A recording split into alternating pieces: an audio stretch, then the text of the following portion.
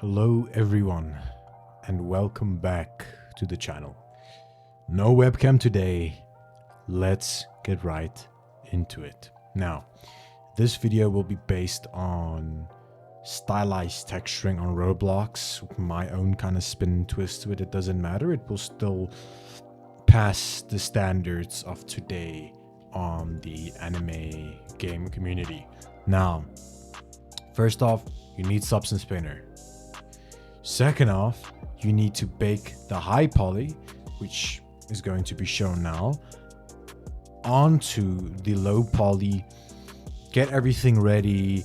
It's not that complicated. If you don't know how to do it, one Google search, you can find it. It's not that difficult. I will make a video on that as well soon.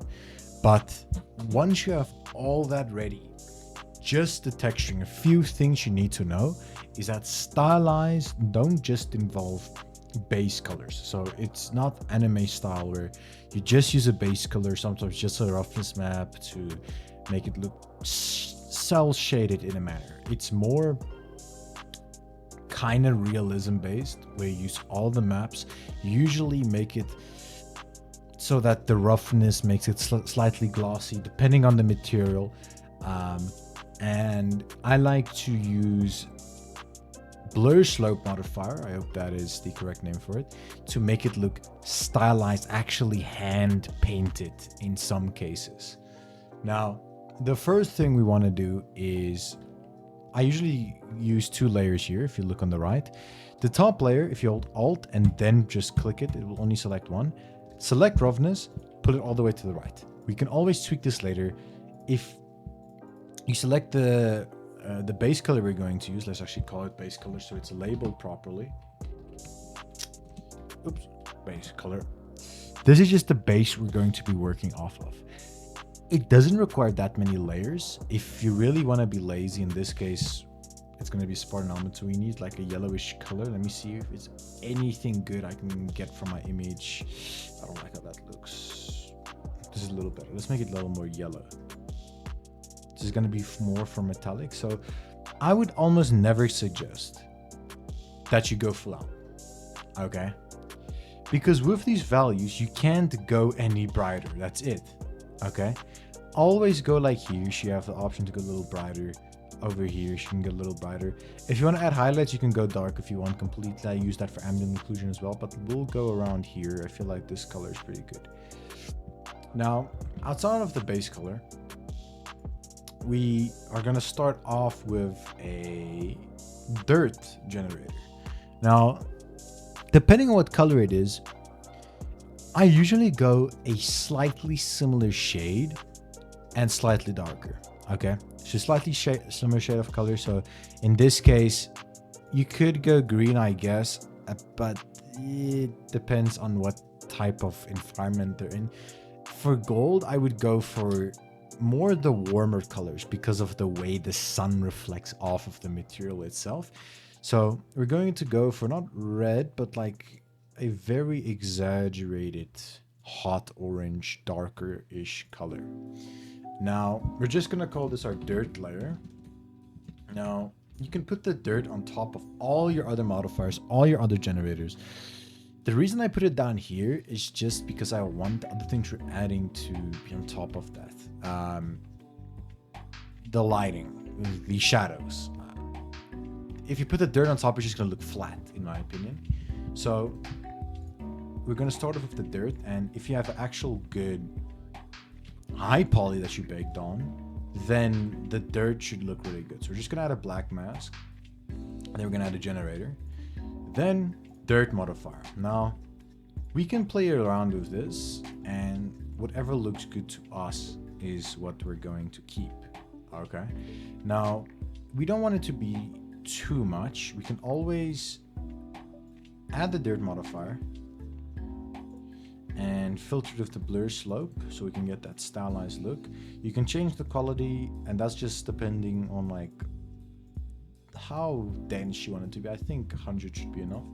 We can always change the transparency a little bit so it doesn't look as heavy with everything. I like how this looks.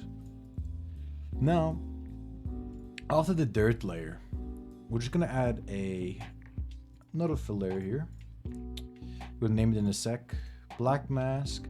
Then we want to add a fill modifier. I think that's what it's called. A fill modifier onto the black mask.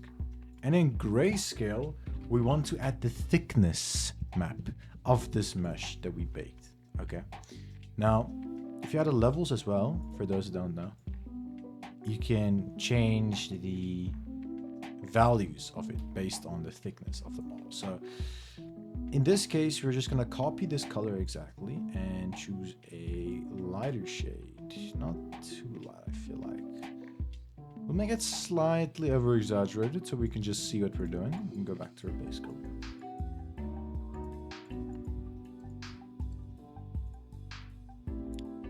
And you'll see as we go along, everything is going to come together. So we're going to call these thickness for now.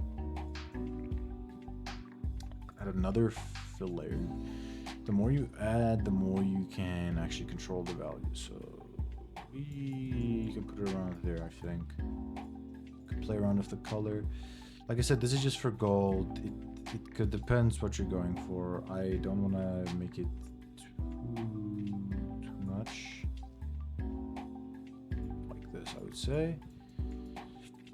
Actually want to up this a little bit, see how it looks. Yep, like that. Now, before you continue, you can always play around with this a little bit since it's a metallic material and make it slightly shiny so you can actually see the details a little better. You can see it's already coming together, the style that we're going for. You can add a metallic map.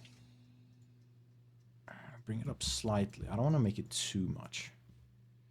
And then you can always bring this up a little bit. See, everything is already coming together. We have two maps on top of our base color and we added some roughness and some metallic. Now, the next thing I want to do is I feel like an edge highlight will look really good. So I'm just going to copy and paste this layer. Just click black mask again, add generator, and add metal edgeware. We can play around with this a little bit as well, see what we like. If you want to go full anime, some people do this with the Stylized, you can just go black. Literally full on black. You can remove the grunge amount and scale. And if you want, you can literally just do this. It doesn't look too bad. I don't really like the look of it that much. So we're just gonna go with the opposite and go with a lighter color. More like this.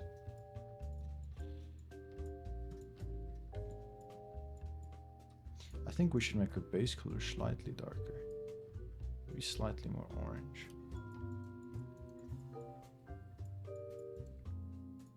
Could make this maybe a little red.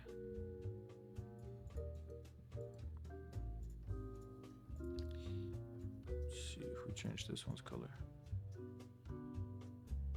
I don't really like how that looks that much. Just keep it there.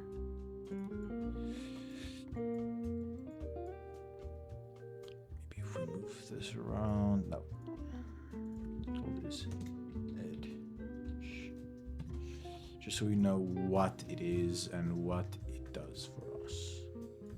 Move the values around a little bit. I like how that looks. Like I said, while we do this, we always go back and we tweak our values as we progress along, because there are set methods in modeling always, but the workflow will almost never be 100% smooth. You're going to go back, you're going to make revisions, you are going to change things you don't 100% like. And in this case, I think we should go to add an ambient occlusion map. Invert it.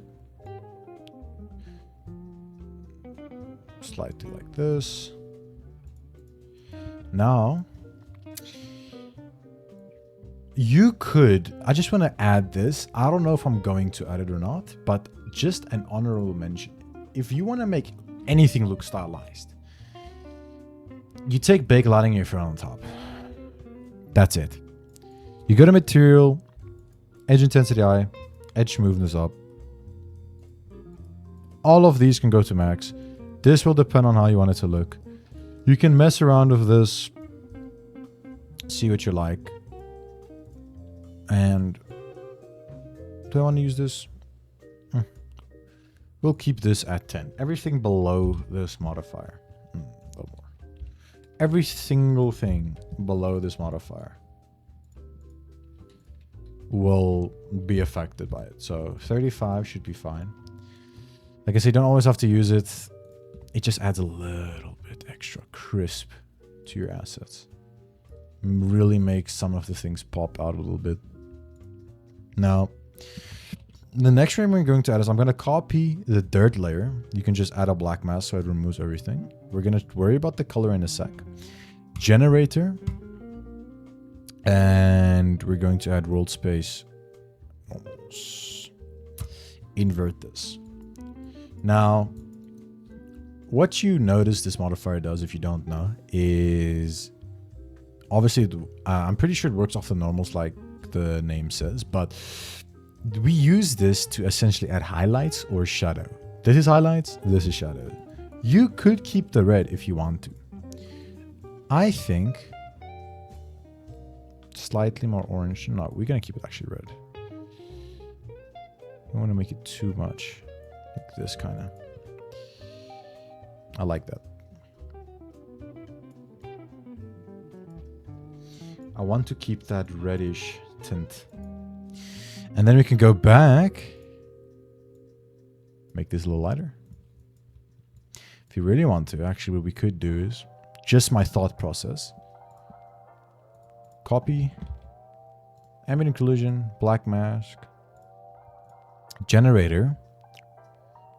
Curvature. Invert it.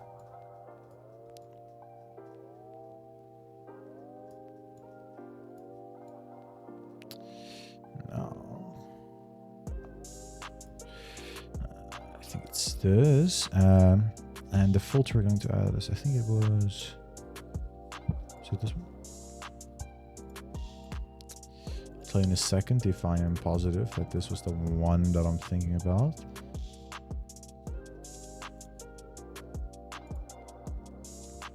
No.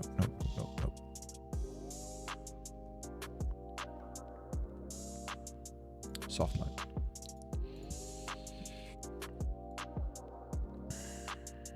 So you're gonna add a soft light modifier with the dark. Now, see what this does? Look how good this is looking already. I'm not gonna worry too much about the names right now. We can make it a little bit more over exaggerated the metallic. You see how this looks already? Now, this is for metal mainly. What I'm actually going to do is we're going to put all of this in a folder and we're just going to name it the metal. So we actually know that this is the metal of the thing that we are working on. Now, I want to add this area as a reddish color for the little hair that comes out of it. So we're going to choose a nice color that we like. We're going to add a black mask to this. And every single UV except the hair that we want red. We're just going to exclude it so it doesn't change the roughness and stuff like that. Black mask to this. Select it. Now we have a base. Same concept. Look, I'm actually going to speed run this. I'm not going to talk that much. We're going to add roughness. We're going to remove the roughness for now, like I said. For hair, I usually keep it like this, but maybe we will see how it looks. I'm going to speed run it. Look. Make this slightly darker. Dirt. Oops, dirt. Whatever we like. You can make it more contrasty. It doesn't really matter that much.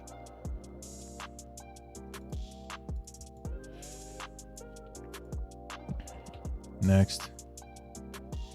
Thickness. I'm gonna keep it a lighter color so I can see how it's going to look. Fill, thickness, levels. Go back, select this. You can see it's, maybe if we throw it on top of this.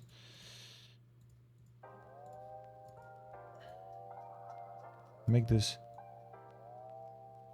lighter. I want a lighter color in this. I don't really like this color.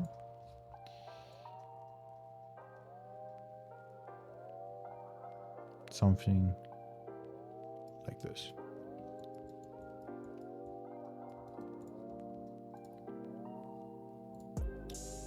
Always blur this up a little bit. There we go. New layer. We might have to go a darker route for the edges that we want. Metal edgeware. See how it looks with the color. Kind of want to go for something darker. You can see whatever we want. Doesn't matter that much.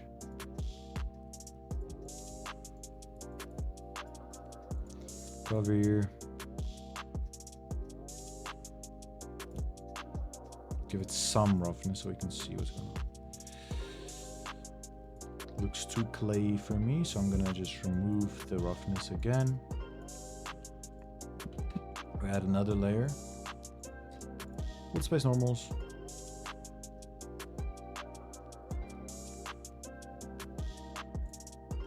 I might, like I said, I don't usually use white. I mean, just pure black because you can't go darker than that, but I might just use it because I like the look of it. Now we have a nice gradient going on here.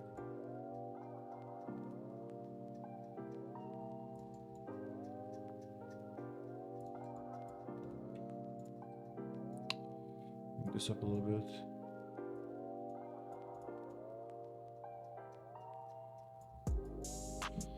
Ambient occlusion layer. Thread it on top of everything. Where is it? Ambient occlusion. Invert. I want it to be very dark.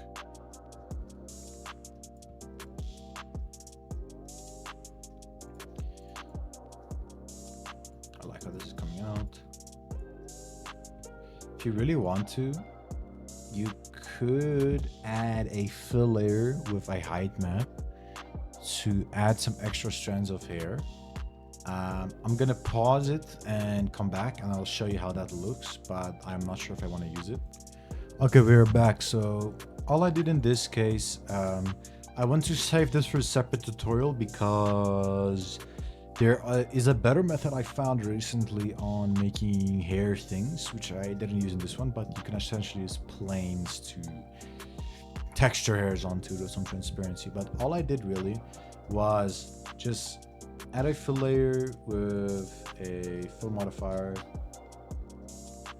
added a what do you call it?